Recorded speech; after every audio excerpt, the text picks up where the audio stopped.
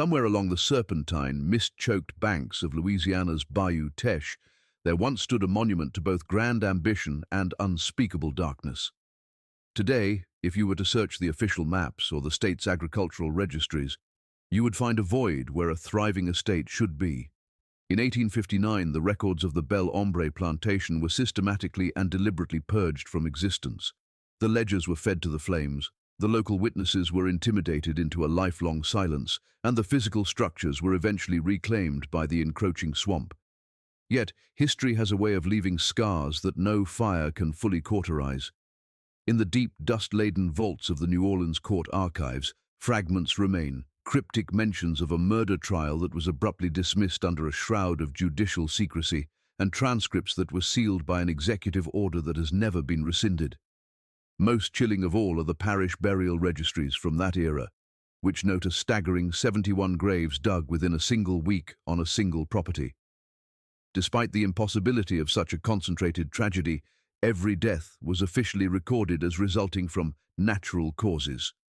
For over a century and a half, the name of that place has been spoken only in husified whispers, a name synonymous with a cruelty that surpassed human understanding and a revenge that the world was never meant to witness. The truth of what happened on those grounds does not begin with the flash of a blade or the scream of a victim. It begins with the cold, clinical reality of the 1853 sugar boom. At that time, St. Landry Parish was a sprawling patchwork of immense wealth and profound suffering. The region had transformed into one of the most lucrative sugar-producing hubs in the American South, with plantations lining the Bayou Teche like ivory beads on a string. These estates generated fortunes that rivaled the old nobility of Europe, fueling a lifestyle of decadent opulence in the town of Opelousas.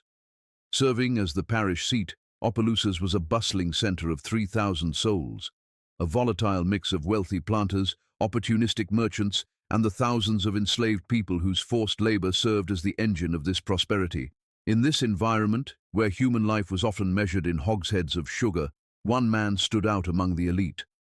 Patience Teche was not merely respected for his considerable wealth, he was regarded with a peculiar, distant reverence. A third-generation planter whose lineage traced back to French settlers of the 1760s, Teche had inherited the Bell Ombre estate at the age of 28. By 1853, at 42, he ran his 300-acre operation with what his neighbors diplomatically described as exacting standards, a phrase that masked a much darker reality. The Bell Ombre plantation house was an architectural marvel of the era, rising 3 stories above the treacherous Louisiana mud. Its towering white columns gleamed with a deceptive purity under the subtropical sun, casting long, rhythmic shadows across the manicured lawns.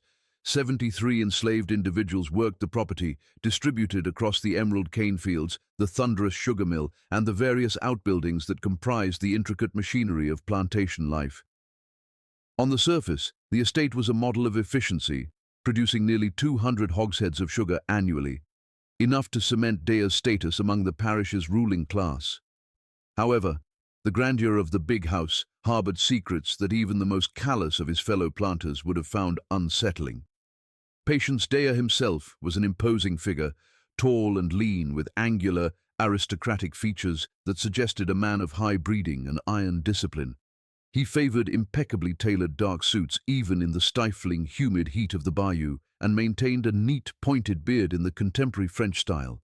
He was a man of letters, having studied in New Orleans, and was known to quote fluently from both the Holy Bible and the classical Greek tragedies, blending the divine and the macabre in a way that left those around him strangely ill at ease.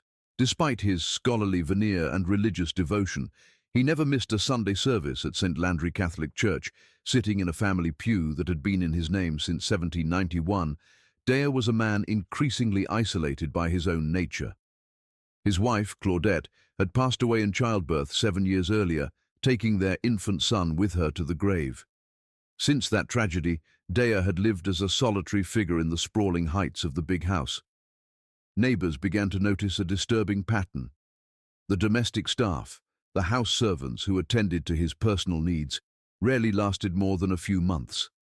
They were either transferred abruptly to the brutal fieldwork of the cane breaks or sold away entirely to distant markets. The reasons given were always the same: minor infractions or unsuitability. but the hollow, haunted expressions of those who left the house told a different story.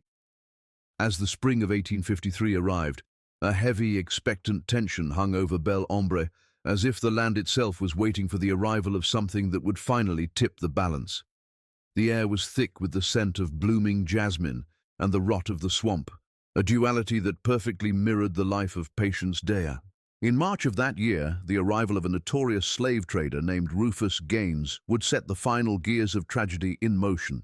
Gaines had traveled from Mobile with a coffle of 22 people, human cargo recently funneled through the illegal but thriving interstate trade. Among this group was a girl of approximately 14 years, though her true age had been lost somewhere along the harrowing trail from Virginia. The manifest provided by the trader was chillingly brief, listing her only as Negro girl, field hand, healthy stock. She was a child who had been systematically stripped of her history, separated from her mother at the age of 7 when a Virginian estate was liquidated to pay off debts. She had passed through 5 different owners in 7 years. Each sale pushed her further south, away from the familiar and into the heart of the sugar fever. By the time she stood on the auction block in Louisiana, she had mastered the art of survival through invisibility. She kept her eyes cast toward the dirt, her voice a low murmur of compliance, and her thoughts hidden behind an impenetrable mask. She was a ghost in the making, waiting for a master who saw her not as a laborer but as a blank canvas for his own twisted designs. When the bidding began, Patience Dea watched the girl with a clinical intensity that unnerved the other planters present. While a typical field hand of her age and build might sell for $500 or $600, Dea did not hesitate to bid $800, a sum that silenced the crowd. He wasn't looking for a worker to cut cane under the blistering sun. He was looking for a specific set of attributes that he believed this girl possessed. She was young, strong enough to endure, yet small-framed and utterly isolated, with no family ties or connections to any neighboring estates. On the bill of sale, she was recorded as Clara, though she would later whisper to the shadows that this was merely the latest in a series of names forced upon her by men who wished to own her soul. As she was led away toward the carriage that would take her to Bell Ombre, the sun began to dip below the horizon, bathing the Bayou Teche in a deep, blood-red light. The girl who was now called Clara entered the gates of the plantation not knowing that she was Subject 13 in a secret ledger, or that within her lay the dormant fire that would eventually burn the entire Dea legacy to the ground. Clara's first month at Bell Ombre was defined by a rhythmic, exhausting immersion into the daily machinery of the estate. Unlike the field hands who disappeared into the towering walls of sugarcane at dawn, Clara was assigned to the domestic sphere, specifically the kitchen house that stood separate from the main residence. Here, under the watchful, weary eyes of Aunt Rachel, a woman who had survived 3 decades of service to the Dea family, Clara began to learn the intricate geography of the big house. The work was relentless, stoking the great iron stoves before the first light touched the bayou, scrubbing massive copper kettles until her knuckles bled, and navigating the constant demands of a household that prided itself on European-style elegance in the middle of a subtropical wilderness. Yet, even as she bent her back to the labor, Clara's senses remained sharp. She noticed the way the heavy, humid air seemed to thicken whenever Patience Dea's shadow crossed the threshold. She noticed how the chirping of the cicadas and the distant songs from the fields seemed to falter when he was near. Bell Ombre was a place of high yields and gleaming silver, but to those who lived within its confines, it felt like a bell jar where the oxygen was slowly being depleted. The atmosphere among the domestic staff was not one of camaraderie, but of a shared, vibrating tension. Clara quickly observed that the house servants moved with a peculiar bird-like franticness, their eyes constantly darting toward the heavy mahogany doors of the master's study. Conversation would cease with surgical precision the moment Dea's footsteps echoed on the floorboards above. Most disturbing were the unexplained absences. Within weeks of her arrival, a young laundry girl and an older footman simply vanished from the house rotation. When Clara ventured to ask where they had gone, she was met with a wall of terrifying silence. The other servants would only shake their heads or stare at the floor, their faces transformed into masks of stone. It was Aunt Rachel who finally offered a warning, whispered in the flickering orange light of the hearth after the rest of the house had gone to sleep. She spoke in the coded survivalist language of the enslaved, telling Clara that Master Dea possessed particular ways and a mind that didn't work like other men's. "Keep your head down, child," Rachel had urged, her voice trembling. "Do your work and never, ever give that man a reason to notice you as anything other than a shadow." But the tragedy of Clara was that she was already visible. On a suffocatingly humid night in late April, the summons finally came. Patience Dea required Clara's presence in his private study on the second floor. As she climbed the stairs, the opulent house felt like a predator's gullet, the dark wood paneling and gilded frames closing in around her. The study itself was a sanctuary of intellectual vanity.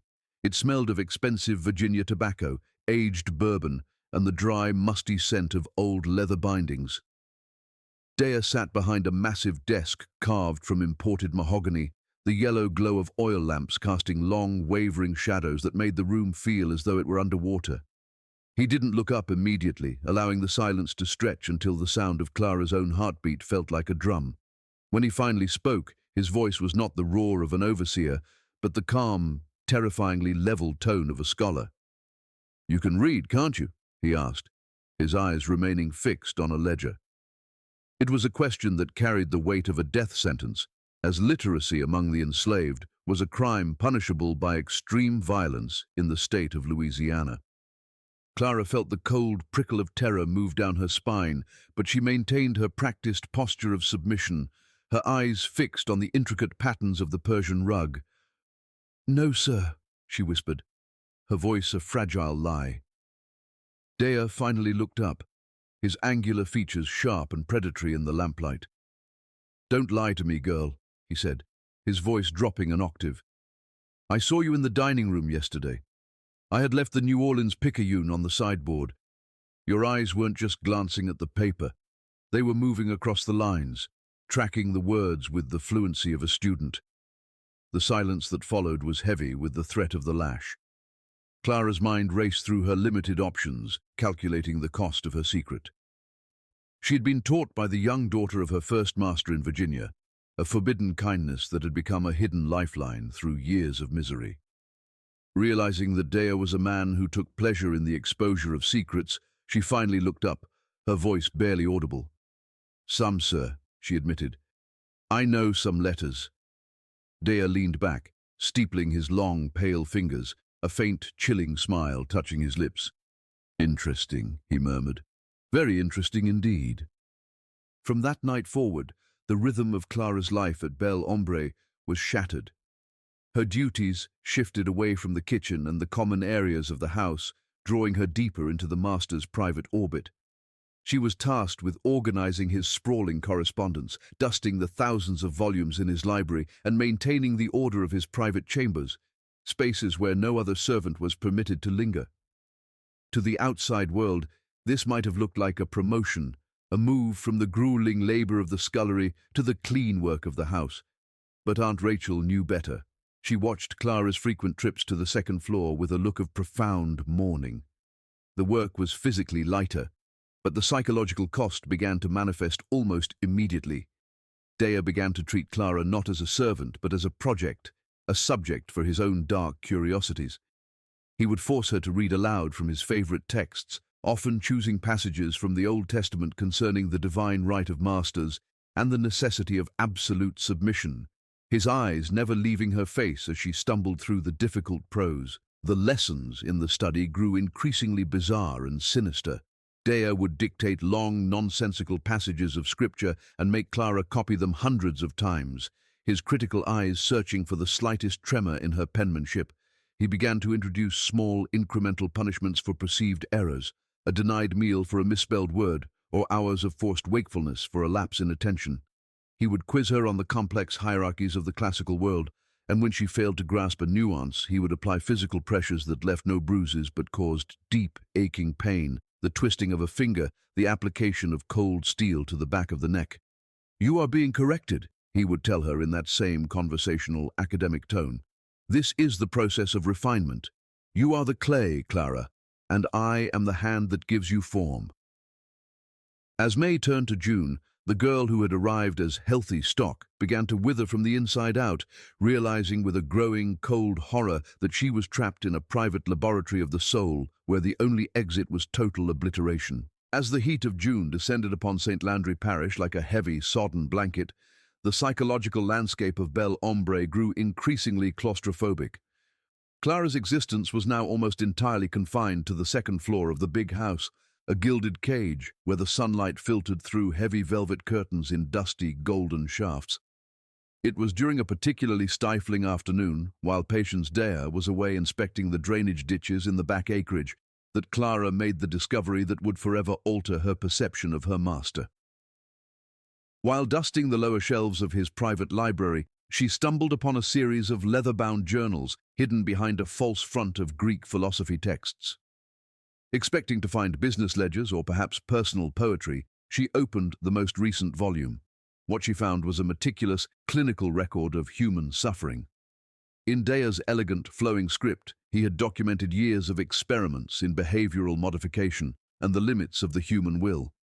He didn't use names, he used numbers. The pages were filled with observations on pain thresholds, the effectiveness of various psychological pressures, and the time required to achieve total cognitive submission.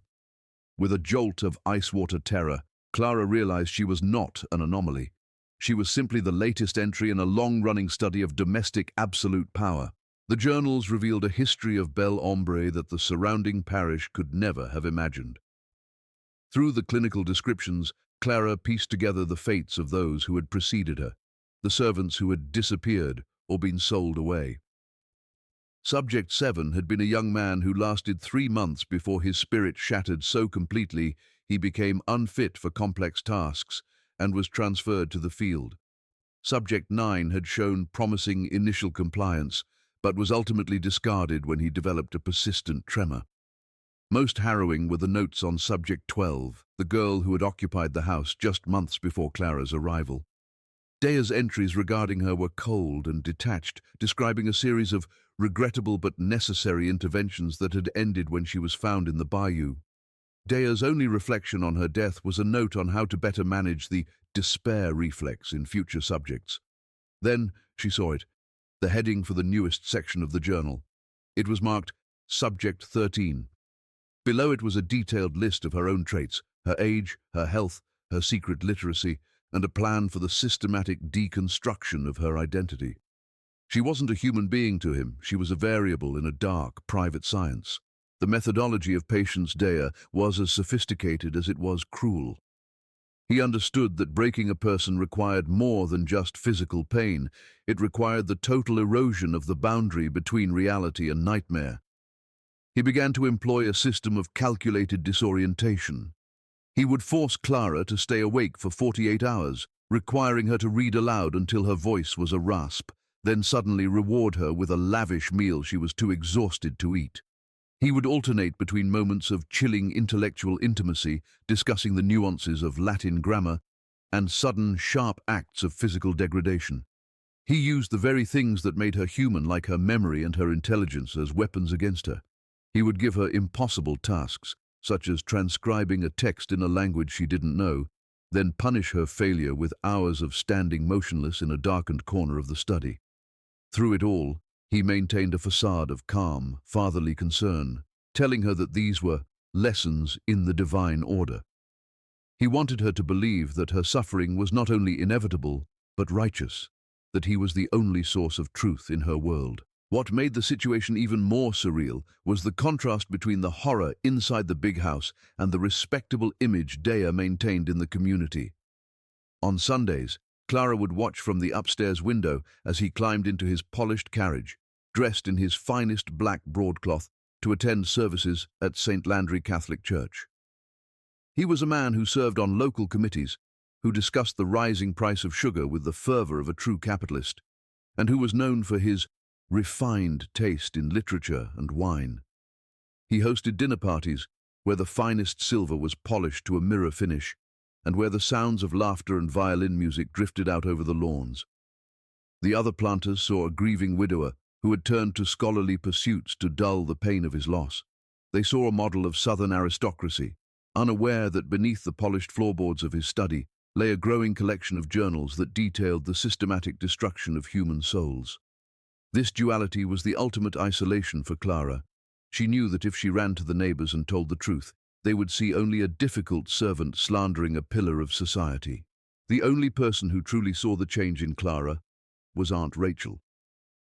One evening, after Clara had returned from a particularly grueling session in the study, Rachel took the enormous risk of intervening.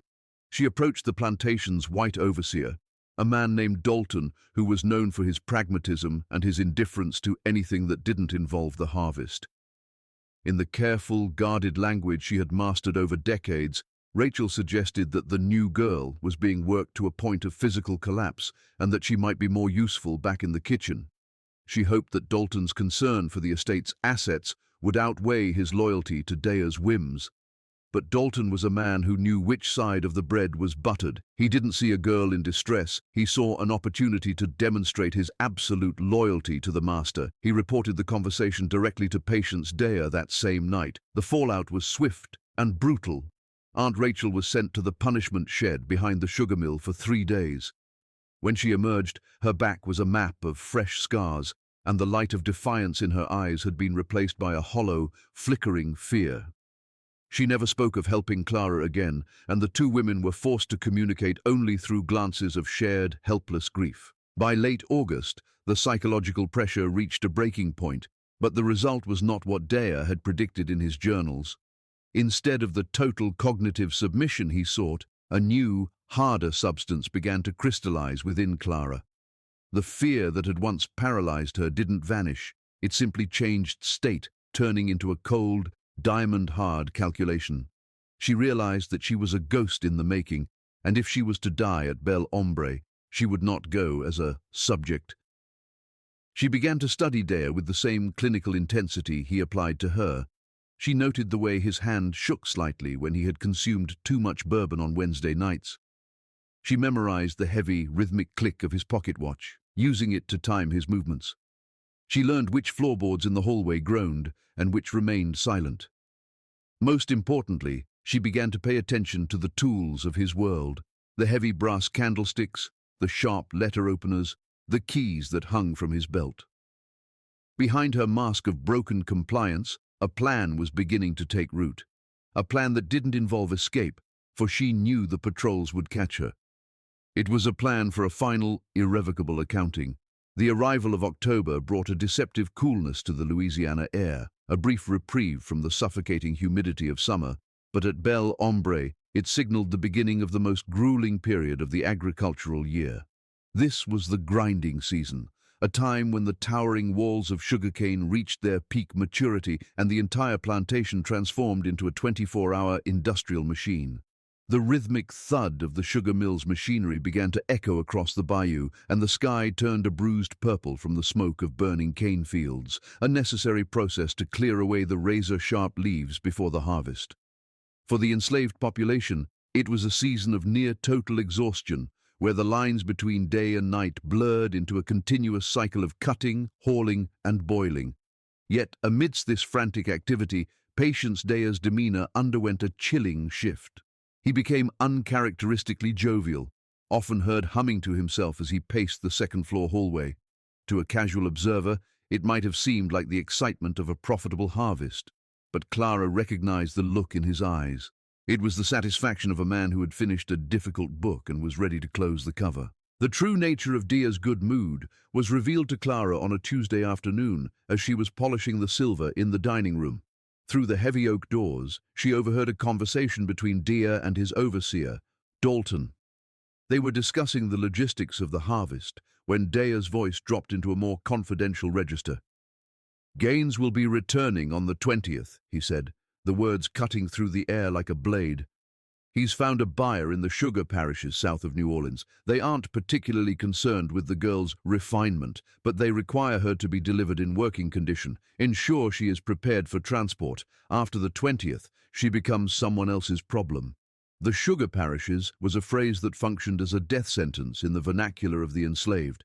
It referred to the vast, brutal estates of the deep delta where the work was so punishing that the average life expectancy for a field hand was less than 5 years. Daya wasn't just selling her, He was discarding Subject 13 into the gears of a machine that would grind her into the dirt. He had finished his experiment, and now he was disposing of the evidence. Clara did not weep when she heard this. The time for tears had long since passed, cauterized by the months of systematic torture she had endured. Instead, she felt a profound, icy clarity settle over her heart. She had exactly 12 days before the traitor Rufus Gaines arrived to lead her away in chains. Escape was a fantasy. The parish was crawling with armed patrols, and the geography of the swamp was a natural prison for someone traveling alone. Appeal was impossible. The law saw her as a piece of property, no different from the mahogany desk in the study. Rescue was a fairy tale. Her only option, the only one that preserved any shred of her humanity, was to seize the agency that had been stolen from her. She would not allow herself to be sold into the slow death of the Delta. If she was to die, she would do so on her own terms, and she would take the architect of her suffering with her. She began to take inventory of her world, looking at the familiar objects of the big house not as tools of service, but as potential instruments of justice. Her choice of weapon was as calculated as Dea's own methods. She needed something that wouldn't be missed if it vanished for a few hours, something that could be concealed within the folds of her coarse dress, and something capable of lethal precision. She found it on the master's own desk, a 12-inch letter opener made of heavy Sheffield steel. It was a beautiful, terrible object with a brass handle shaped like a lion's head and a blade sharp enough to slice through the thickest vellum with a single stroke. Dea used it every day to open his correspondence from New Orleans and France, often leaving it lying amidst his journals and ledgers. To him, it was a symbol of his literacy and his connection to the civilized world. To Clara, it was the key to her deliverance. On the Monday before her planned action, she carefully wrapped the blade in a scrap of cleaning cloth and tucked it into a deep, hidden pocket she had sewn into her skirt. The weight of the steel against her thigh felt like a promise, a secret fire that burned through the numbness of her existence. That evening, as the sun dipped below the horizon in a riot of violent orange and red, Clara encountered Aunt Rachel behind the kitchen house. The older woman's eyes, usually clouded with the weariness of decades, were sharp and focused. She looked at Clara, then down at the slight, unnatural bulge in her skirt, and then back up again. "Child," Rachel whispered, her voice barely audible above the chirping of the crickets. "I know that look. I saw it on a boy named Samuel 10 years ago. He thought he could end it all with a hammer. They caught him before he could strike, and the things they did to him. It's better to be sold, Clara. At least you'll be alive." Clara looked back at her, and for the first time in months, her gaze didn't waver. "What is the difference, Aunt Rachel, between dying quickly tonight and dying slowly in a sugar mill 3 years from now? At least one way, I get to choose. At least one way, I take something with me." Rachel stood silent for a long moment, the sounds of the grinding season roaring in the distance. Finally, she reached out and squeezed Clara's hand with surprising strength. "Then make sure you finish it," she said. "Don't leave him enough breath to tell the tale." The final lesson occurred on the afternoon of Wednesday, October 14th. Dea summoned Clara to the study, ostensibly to help him organize the final harvest accounts before his departure for a social gathering in Opelousas. He was in a particularly reflective mood, drinking bourbon from a crystal decanter and leafing through the very journals Clara had discovered months earlier. "You've been a fascinating subject, Clara," he mused, swirling the amber liquid in his glass. "Resilient, intelligent, and yet ultimately as malleable as all the others. I've learned a great deal from our time together, observations that may one day change the way we understand the domestic order. It's almost a pity to see you go, but all research must eventually reach its conclusion." He looked at her then, a faint, condescending smile on his lips, entirely unaware that the subject before him was no longer the girl he had purchased in March. He saw a broken tool. She saw a target. As she curtsied and left the room to prepare his evening meal, she felt the cold steel of the letter opener against her skin. The countdown had ended. Tonight, the experiment would conclude, but not in the way Patience Dea had recorded in his elegant, flowing script. The night of Wednesday, October 14th, 1853, descended upon the Bayou Teche with a heavy, oppressive stillness that seemed to swallow the mechanical roar of the sugar mill. Inside the big house at Bell Ombre, the air was thick with the scent of floor wax, stale tobacco, and the sweet, cloying aroma of the overproof bourbon Patience Dea favored during his midweek accounts. As the grandfather clock in the foyer chimed 9 times, the house became a tomb of shadows, lit only by the flickering amber glow of the lamps in the second-floor study. Dea sat enthroned behind his mahogany desk, his face flushed with alcohol, his guard lowered by the arrogance of a man who believed he had successfully extinguished the spirit of the girl he called Subject 13. He was leafing through his journals, perhaps reliving his conquests of the mind, when he called out for Clara to attend him for the final time. He did not hear the silence that followed his command, nor did he notice the slight, rhythmic creak of the floorboards as Clara moved down the hallway, her hand white-knuckled around the brass lion-head handle of the letter opener concealed within her skirts. When she opened the door, she was no longer a servant, no longer a subject, and no longer the broken child he had purchased in the spring. She was an inevitability. The confrontation was not the dramatic loud struggle of a common tavern brawl, but a desperate, panting collision of 2 worlds. As Clara crossed the threshold, the physical disparity between the tall, lean planter and the small-framed girl seemed to vanish in the heat of her resolve. She struck first, the Sheffield steel blade finding the meat of Dea's shoulder instead of the intended jugular as he lurched upward in a drunken, terrified reflex. The roar he let out was not one of authority, but of a primal, animalistic shock. They crashed into the heavy bookshelves, sent leather-bound volumes of philosophy and scripture tumbling into the expanding pool of spilled bourbon and blood. Dea's hands, the same hands that had documented her pain with clinical precision, closed around her throat, but the despair reflex he had so carefully noted in his journals had been replaced by a cold, calculating fury. Clara did not claw at his eyes. She drove the letter opener into his side, and then his chest, and then his stomach, striking with a rhythmic, methodical intensity that mirrored the heartbeat of the grinding mill outside. As the light began to fade from his eyes, he found himself staring into the face of the monster he had spent 6 months creating. What happened in the hours between the struggle and the dawn would become the stuff of dark Louisiana folklore, a sequence of events so gruesome that the parish authorities would later burn the very evidence they collected. Clara did not simply kill Patience Dea, she dismantled the architect of her misery. Using the tools of his own scholarly world, the sharp letter openers, the heavy brass implements, and the knives from the kitchen house, she began an accounting that was as clinical as his own journals. For every lesson in submission, for every hour of forced wakefulness, and for every subject whose life had been erased in those very rooms, she claimed a piece of him. By the time the oil lamps flickered out for lack of fuel, the man who had treated human souls as variables in an experiment had been reduced to exactly 71 separate components, meticulously arranged across the floor of the study. The number 71 was not a random act of madness. It was a tally. Some say it represented the 71 graves later found on the property.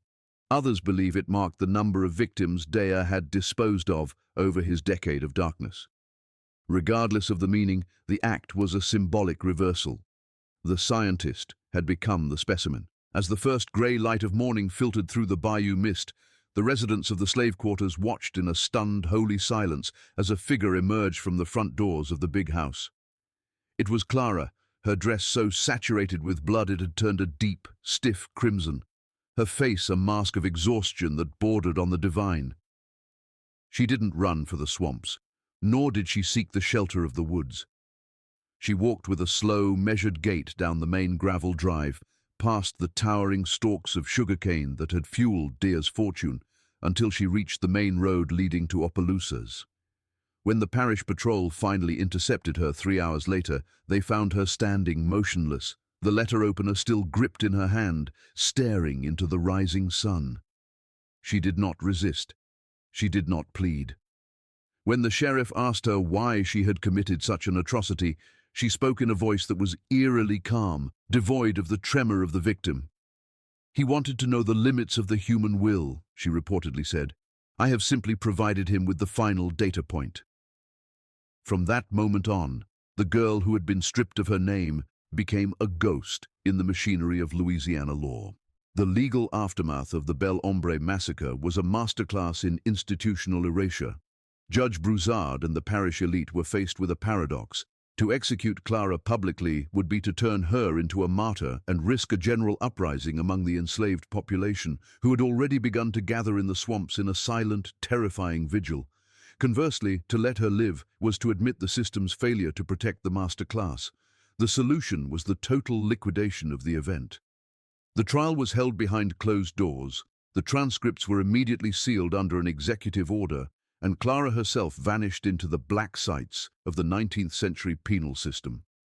By 1859, every official record of the Bell Ombre plantation, from the bills of sale to the agricultural yields, was systematically destroyed in a fire that many believe was set by the state. The big house was razed to the ground, and the land was subdivided until the very geography of the crime was unrecognizable. Even the 71 graves found on the site were dismissed as natural deaths from an undocumented fever, though the parish never recorded such an epidemic. The truth was buried under layers of judicial silence, intended to be forgotten by the world. Today, the mystery of the 71 remains one of the most haunting footnotes in the history of the American South. The sealed journals of Patience Dea are said to still reside in a forgotten vault in New Orleans, their contents too disturbing for public consumption, even a century and a half later. While the man is gone and the house has crumbled into the mud of the Bayou Teche, the legend of the girl who turned silence into resistance continues to echo through the cane fields. She serves as a grim reminder that absolute power is an illusion, and that even the most oppressed soul possesses a breaking point that, once reached, can shatter an entire social order. Whether Clara died in a prison cell, escaped to the north, or became one of the 71 ghosts that local residents still claim to see wandering the banks of the river, her legacy is clear. She was the subject who chose to rewrite the experiment, the slave who chose to become the judge, and the girl whose name was erased but whose story remains etched in the very soil of Louisiana. The truth doesn't begin with blood, it ends with the realization that justice, however terrible, always finds its way through the mist.